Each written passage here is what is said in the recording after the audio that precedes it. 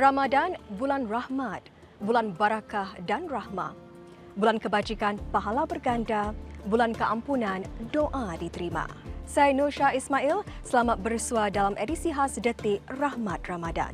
Selama 4 minggu ini, kita beri tumpuan kepada usaha gerakan hijau dan mesra alam sempena Ramadan. Tidak kira solat fardu atau solat tarawih, jemaah sudah kembali di masjid-masjid serata Singapura selepas sekatan pergerakan akibat COVID dilonggarkan. Ini berlaku sedang umat Islam Singapura mula menyambut kedatangan bulan Ramadan yang penuh rahmat. Kedatangan kembali para jemaah disambut dengan tangan terbuka. Namun di belakang tabir, para pentadbir Masjid Maidin ini misalnya mula memikirkan cara-cara untuk menyambut Ramadan dengan pendekatan yang lebih mesra alam. Kita look into kita punya lampu lah. Dan menggunakan LED menyimatkan kata tu cost lah.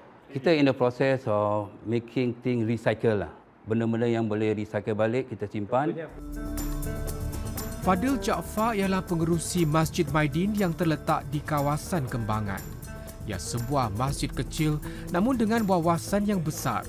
Para pentadbir di sini mahu Ramadan tahun ini dijadikan sebagai titik mula membuat operasi masjid ini lebih hijau, terutama sekali dalam penggunaan tenaga.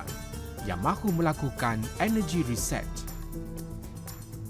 Okey, secara keseluruhannya kami di MMB memikirkan kos elektrisiti kosnya terlalu tinggi. Jadi ini bermula pada tahun 2019. Jadi secara perlahan-perlahan kita mencari kepakaran orang yang boleh membantu kami dalam menjimatkan elektrisiti lah, kos elektrisiti dan air lah. Kepakaran yang dicari akhirnya ditemui melalui syarikat Enercon. Perubahan itu akan bermula di kawasan ini. Sekarang bil Masjid Maidin dalam angkaran dalam 1,500 dalam sebulan. Jadi dengan adanya solar, dengan solar dapat support kita punya consumption dalam angkaran 30% daripada electrical consumption yang sekarang ada. Hari ini kita punya penjimatan boleh menjangkau sampai 700 sebulan. Kos pemasangan 28 panel dan penyesuaian ruang bumbung sekitar $39,000 dijangka selesai akhir bulan ini. Selepas 5 tahun, solar panel ni diberikan warranty sampai 25 tahun. Jadi dalam masa 20 tahun tu meraihkan free energy, mengirakan dalam 700 bulan kan, kali kepada 12 bulan dalam 8,600 bulan setahun. Dan kita kalikan kepada 20 tahun, kita dapat meraihkan dalam 16,000, 17,000. Kan saving dalam segi electric consumption. Pengarah urusan serantau Enercon Asia, Encik Azhar Osman berkata, lebih banyak masjid dan pertubuhan Melayu Islam yang menyahut seruan transformasi hijau Singapura. Singapura telah menetapkan sasaran 10% tenaga elektrik negara menggunakan tenaga suria menjelang 2030. Pada masa ini, kurang 1% tenaga elektrik yang digunakan di Singapura bersumber dari kuasa suria. Salah satu badan yang sudah meraih manfaat dari pemasangan panel solar adalah Rumah Anak Yatim Darul Ihsan. Kita ni sekarang di bumbung Darul Ihsan ni. Mungkin anda boleh terangkan sedikit apa yang anda lakukan untuk projek ini? Kami akan buat analisa seluruh building, seluruh bangunan dari segi consumption-nya. Dan juga bil yang mereka bayar selama 12 bulan kami akan track juga. Kami akan dapatkan data-data tu. Berapa panel suria yang digunakan untuk bangunan ini? Satu panel tu mungkin dalam 300-400 watt. Dan kita boleh letak lagi tetapi mengikut pengikiran kami, 30 kW itu cukup untuk menjanakan kuasa untuk seluruh bangunan. Bagaimana anda melihat sama ada bumbung itu sesuai atau tidak untuk dipasang dengan panel suria ni? Okey. Kami telah buat hampir lebih dari 10 masjid energy audit. Kita akan lihat keseluruhannya dari segi konsumsinya seperti airconnya, lighting, fan dan seterusnya. Tetapi bila come to solar, kalau lihat dengan kubu dan ada lagi kubah yang sorang menara semua, ini sebenarnya akan membuat sedikit masalah kerana tenaga suria memerlukan tenaga daripada matahari. Tetapi ini akan melahirkan bayang-bayang dan menutup tenaga suria langsung ke solar panel tu. Namun Encik Azhar menjelaskan masjid-masjid yang tidak sesuai dipasang panel solar masih berupaya mengurangkan bil elektrik mereka dengan menggantikan peralatan yang tidak efisien. Pihak Masjid Maidin misalnya sudah pun mula mengambil langkah proaktif untuk menggantikan peralatan lama seperti menukar sistem hawa dingin, kipas yang kurang efisien serta lampu jenis LED yang lebih jimat tenaga. Sekarang kita menggunakan 150 dan cahaya dia sama seperti dengan 400 watt. Perkhidmatan dia besar juga kan? Perkhidmatan dia besar. Apa yang bermula di bumbung masjid kini sudah mencipta satu budaya kerja serta pentadbiran yang lebih prihatin terhadap keperluan bumi serta mengurangkan pelepasan gas karbon. Meeting kita tidak menggunakan kertas lah. Kita punya minit-minit semua go by paperless lah. Go green kan. Satu lagi pengajaran hijau yang ditimba masjid ini ada kaitan dengan COVID. Bila jemaah tidak dibenarkan ke masjid, masjid perlu bingkas bertindak. Solusinya ialah pendigitalan yang sebenarnya lebih mesra alam. Kuliah-kuliah kita gunakan FB. Jadi menggunakan FB atau Instagram, memandangkan hadapan kita dapat kata orang tu feedback. Kuliah ni boleh jadi separuh fizikal, separuh online lah. Maknanya kita dapat kurangkan penggunaan elektrisiti dan juga aircon. Ramadan ini terasa amat berbeza. Suasananya lebih meriah. Masjid-masjid penuh dengan jemaah sepanjang hari. Dengan usaha yang telah dilaksanakan Masjid Maidin, jemaah boleh kembali beribadah beramai-ramai tanpa mengorbankan keperluan untuk menjaga bumi ini.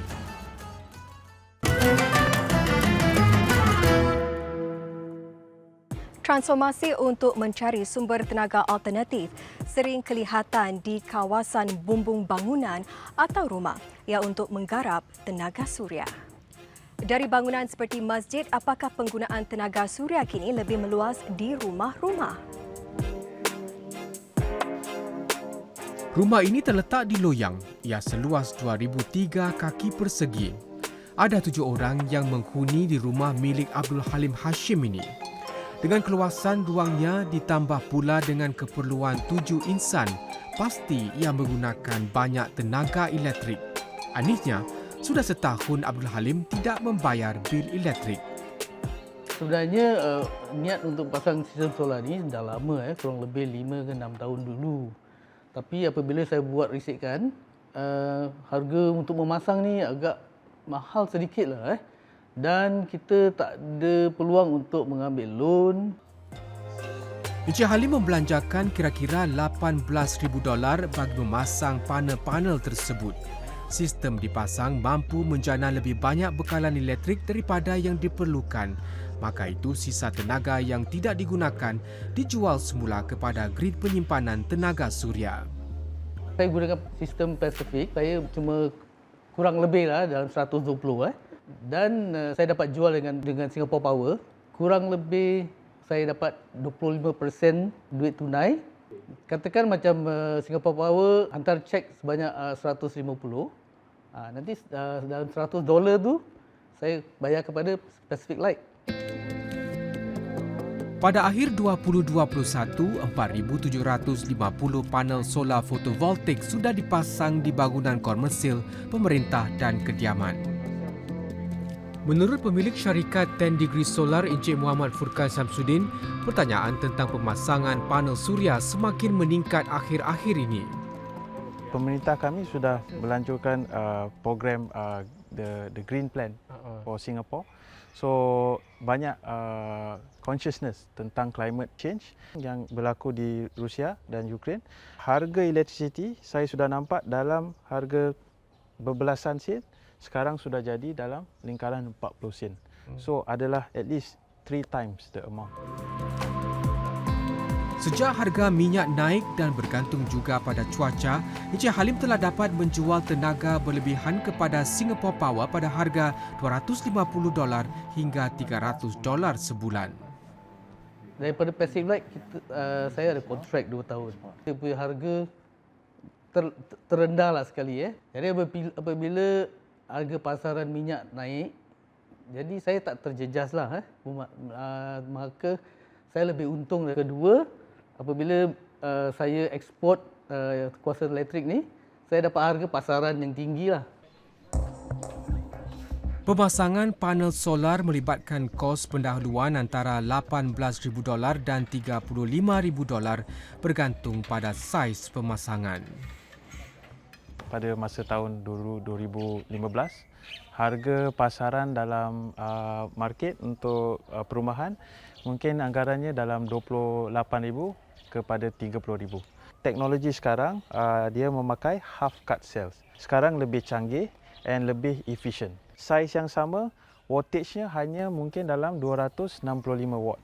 Tetapi sekarang kita boleh dapat dalam 390 watt. Itu adalah at least increase efficiency of maybe 30%. Tambah beliau, sebarang peningkatan dalam penggunaan dan harga pada masa hadapan akan diambil kira. Untuk sekarang, lebih baik kita pakai apa yang teknologi yang sudah ada untuk dapatkan savings. Kalau kita menunggu untuk teknologi yang lebih baru, itu akan you will miss the opportunity. Walaupun kos pemasangan awal bukannya murah, rumah berkuasa solar akan menguntungkan dalam masa jangka panjang.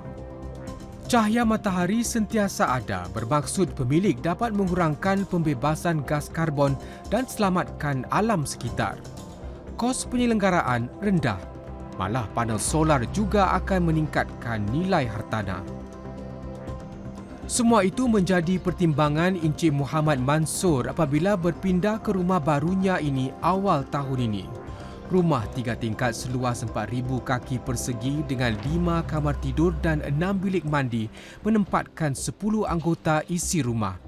Beliau membelanjakan sekitar $21,000 untuk panel-panel suria di rumahnya, perbelanjaan yang menurutnya sangat berbaloi. Anak saya dulu tinggal di rumah sendiri. Bilnya lebih kurang dalam 300 juga. Dia itu suami isteri dan 4 anak lagi. Jadi bila pindah ke sini, 6 orang termasuk pembantunya 7. Termasuk saya bertiga di sini jadi 10 orang. Jadi saya punya bil pun lebih kurang kat rumah sana, rumah lama pun dalam 300 lebih juga. Bila dah masuk ke sini, sama-sama kita jimat, bilnya dalam 500 gitu, 500 lebih. Jadi bila kita dah potong dengan solar $300, kita dapat save $200. Penjimatan tenaga adalah mengurangkan penggunaan tenaga melalui penyesuaian perilaku dan amalan harian. Malah keluarga ini mencari huraian-huraian yang dapat membantu mengurangkan bil api air mereka. Ini termasuk memasang lampu tenaga solar di pekarangan rumah dan yang mengesan pergerakan manusia. Kita ada beli satu sejenis lampu motion sensitive. Kita pasang dekat dalam toilet, dekat family area, menyala tidak menggunakan elektrisiti. Aircon kita pakai tiap-tiap malam mesti pakai. Pukul 4, pukul 5 timer dan nak matikan. Siang jarang pakai ini. Satu lagi tabiat keluarga besar ini turut cuba menjimatkan air. Rumah saya yang lama dulu memang air itu banyak digunakan untuk cuci di luar rumah. Itu sengaja pasang dia punya tiles yang jenis licin. Jadi tak mudah kotor. Bagi Encik Halim, amalan berjimat cermat serta dibantu teknologi panel solar telah menghasilkan penjimatan besar untuk sakunya. Di sudut lain, ia turut menyumbang kepada pelestarian alam sekitar. Ramai kawan-kawan yang tinggal HDB terperanjat apabila saya cakap sepanjang masa untuk elektrik je tak sampai $150 lah. Jadi orang pun terfikir macam mana kita boleh dapat kurangkan macam itu. Tapi alhamdulillah anak-anak saya pun dia pun berjaga-jaga jugalah. Dia orang tak membazirkan elektrik lah. Pelestarian alam sekitar hari ini bukan setakat slogan. Masa depan Singapura serta dunia sejagat akan terancam jika isu ini tidak diambil serius. Jika setiap anggota masyarakat mengubah gaya hidup mereka sekecil manapun, akan menyumbang kepada kehidupan yang lebih mesra alam agar kelestarian alam sekitar dapat dikekalkan. Jelas kita semua memainkan peranan untuk memelihara bumi. Selepas ini kita ikuti pula kisah seorang usahawan Melayu yang menawarkan khidmat huraian mesra alam. Teruskan bersama Rahmat Ramadan.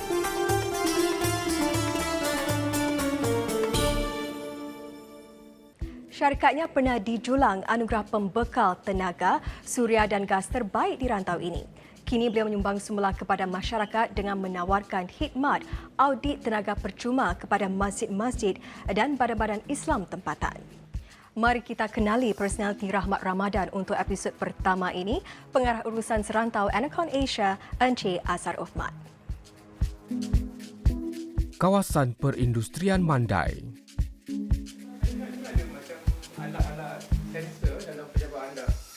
Di pejabat kami telah design AI system di mana sensor ini dapat detect manusia yang di dalam ruang tamu ini. Suhu badan manusia kami akan detect, dari situ kami akan trigger aircon seandainya. Pemilik perniagaan yang gemar memanfaatkan kecerdasan buatan AI bukan hanya untuk menjimatkan kos operasi. Teknologi baru seperti AI dibangunkan sebagai kekuatan komersil yang punya nilai ekspor. Pada masa yang sama, ia punya potensi untuk menyumbang kepada pelestarian alam sekitar. Bila kita keluar negara dan mereka tambah daripada janakuasa menggunakan hidro ataupun menggunakan solar atau menggunakan biogas dan menggunakan battery storage, keempat atau lima janakuasa ini kita boleh gabungkan semua menerusi sistem kita. Encik Azhar Othman merupakan pengarah urusan serantau kumpulan syarikat Anacon. Anacon sudah bertapak sejak 1994 dan kini punya pejabat di 5 negara Asia. Selain memanfaatkan kekuatan teknologi, syarikat Anacon juga kini mahu mengembangkan potensi sumber tenaga yang datang secara amali, iaitu tenaga suria. Penghasilan tenaga bersih kata kunci masa depan. Pada apa yang kami lihat, tenaga suria atau clean energy dan sustainability, itu tahun 2016 saya sudah lihat kenaikan permintaannya. Dan kami tubuhkan syarikat di mana kami dapat memberi khidmat dalam tenaga suria. Dari Anacon, Azhar Othman telah mengasaskan syarikat keduanya iaitu Zafra Solar. Ia menawarkan huraian tenaga solar, penyimpanan tenaga dan khidmat audit tenaga bagi bangunan kediaman, komersil dan perusahaan. Kalau lihat daripada permintaan tenaga untuk 10 tahun ke depan, amat kuat. Saya boleh secara bangganya mengatakan buat end-to-end daripada energy analysis, advisory, implementation, post-monitoring dan tahap yang terakhir kita akan buat carbon credit trading juga. Perkembangan dalam teknologi kecerdasan buatan, pengkomputeran awam, blockchain dan automasi disokong dengan keselamatan siber mengganggu kebanyakan industri termasuk sektor tenaga. Hampir semua negara setuju bahawa tenaga suria atau tenaga bersih is the way to go. Ada resources ataupun ada tenaga bersih seperti landfill. Kami telah lakukan projek di Indonesia dan di Taiwan di mana sampah diolahkan menjadi gas. Bila saya lihat projek begitu, di mana kami design the system or the brain of the genset, itu amat memberi kami peluang yang baru. Menghasilkan tenaga menerusi kaedah kitar semula bukan saja dilakukan di luar negara. Syarikat Azhar Othman sudah mula meneroka usaha di Singapura. Kami sedang berunding dengan pemilik ladang ayam, chicken farm di Singapura. kami lihat daripada najis ayam, kami dapat olahkan kepada gas, kami dapat convert to electricity power atau energy. 28 tahun lalu, tumpuan utama Enercon ialah menghasilkan peralatan untuk penjanaan kuasa. Hari ini, ia mencari solusi serta membangunkan sumber tenaga alternatif yang lebih mesra alam. Waktu dulu banyak digunakan komponen yang besar dan juga programming tidak wujud waktu itu. Sekarang kita ada programming, kita menggunakan PLC. AI akan mempelajari ke semua tindak tanduk manusia untuk memberi effectiveness-nya atau memberi kenaikan dari segi produktifnya. Itu AI dapat menolong dari segi mengurangkan pembaziran dan menjimatkan tenaga. Memandang ke hadapan Pelan Hijau Singapura 2030 untuk memajukan agenda nasional mengenai pembangunan mampan menawarkan pelbagai peluang untuk syarikat ini. Kalau saya lihat yang grant ataupun polisi dan juga hala tuju pemerintah Singapura, sebenarnya kami adalah di depan. Memang banyak peluang sebenarnya. Peluang dari segi kerjaya, peluang dari segi projek yang akan dilakarkan oleh pemerintah dan juga peluang dari segi inovatif baru ataupun konsep-konsep baru yang dapat digunakan. Atau kita harus mengharungi ini semua dengan baik dan kita ingin membesarkan company kami menerusi alat tuju yang bersama pemerintah.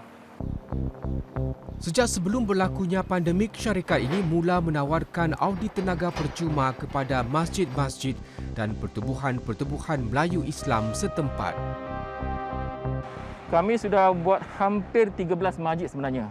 Okay, 13 masjid. Dan dalam Singapura ada 80 masjid. Jadi kami cuma mungkin dalam sekitar 20% saja yang kami dapat sediakan. Buat masa inilah. Di masjid itu satu amal jariah daripada kami untuk menolong masjid.